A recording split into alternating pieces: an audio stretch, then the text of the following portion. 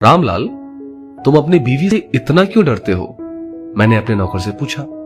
मैं डरता नहीं साहब, बस उसकी कद्र करता हूं, उसका सम्मान करता हूं, उसने जवाब दिया। मैं हंसा और बोला, ऐसा क्या है उसमें? ना सूरत अच्छी है और ना ही पढ़ी लिखी है। जवाब मिला, कोई फर्क नहीं पड़ता साहब कि वो कैसी है, पर मुझे सबसे प्यारा रिश्ता उसी का लगता है। जोरू का गुलाम, मेरे मुंह से निकला। क्या और कोई रिश्ता मायने नहीं रखता तेरे लिए? मैंने पूछा। उसने बहुत इत्मीनान से जवाब दिया, साहब, माँ बाप रिश्तेदार नहीं होते, वो तो भगवान होते हैं। उनसे रिश्ता नहीं निभाते, उनकी पूजा करते हैं। भाई बहन के रिश्ते जन्मजात होते हैं। दोस्ती का रिश्ता भी मतलब का ही होता है। आपका मेरा रिश्ता भी जरूरत और पैसे का है। पर पत्नी बिना किसी करीबी रिश्ते के होते हुए भी हमेशा के लिए हमारी हो जाती है। अपने माता पिता, परिवार के सब रिश्तों को पीछे छोड़कर हमारे हर सुख दुख की सहभागी बन जाती है, आखिरी सांसों तक। मैं अब बहुत ध्यान से उसकी बातें सुन रहा था। वो आगे बोला, साहब जी, पत्नी सिर्फ एक अकेला रिश्ता नहीं है, बल्कि वो तो पूरे का पूरा रिश्तों का भंडार है। जब वो हमारी सेवा करती है, हमारी देखभाल करती है, हमसे दुलार करती है, तब वो एक माँ जैसी होती है।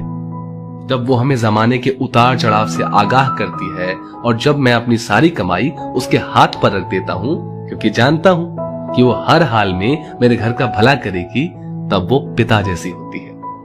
जब हमारा ख्याल रखती है, हमसे लाड़ करती है, हमारी गलती पर डांटती है, हमारे लिए खरीदारी करती है, तब वो बहन जैसी होती है।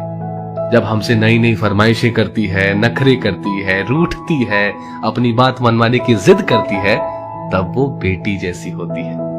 जब हमसे सलाह करती है, मशवरा देती है, परिवार चलाने के लिए नसीहतें देती है, झगड़े करती है, तब वो एक दोस्त जैसी होती है। जब वो सारे घर का लेन देन, खरीदारी, घर चलाने की जिम्मेदारी उठाती है, तो वो एक मालकिन जैसी होती है। और जब वही सारी दुनिया को, यहां तक कि अपने बच्चों को भी छोड़कर हमारी बाहों में आती है, तब वो पत्नी प्रेमिका, हमारी अर्धांगिनी और आत्मा होती है, जो अपना सब कुछ सिर्फ हम पर न्यौछावर करती है।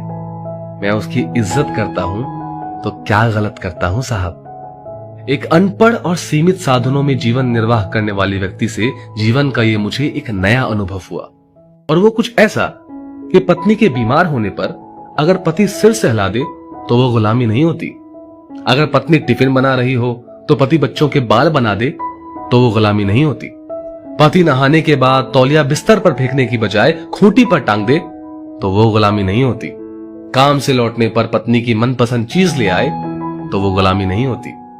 अगर पत्नी सफाई में लगी है, पति उसके लिए चाय बना दे तो वो गुलामी नहीं होती। काम से छुट्टी होने पर पति अगर पत्नी का घर के छोटे छोटे कामों में हाथ बटा दे तो वो गुलामी नहीं होती। ऐसी बहुत सी छोटी छोटी बातों को पति लोग सिर्फ इसीलिए नजरअंदाज कर देते हैं कि कहीं किसी ने देख लिया तो जोरू का गुलाम ना बोल दे। जिंदगी आपकी है, पत्नी आपकी है, उसकी जिम्मेदारी आपकी है। लोगों के पास क्या है? सिर्फ जुबान नहीं चलाएंगे तो खाना कैसे बचाएंगे? ऐसे लोगों पर बिल्कुल भी ध्यान ना दें। अपनी पत्नी से बेहद प्यार करें। पति पत्नी के रिश्ते की डोर बहुत कोमल होती है। आपसी प्यार और सम्मान से ही इसे मजबूत बनाया जा सकता है।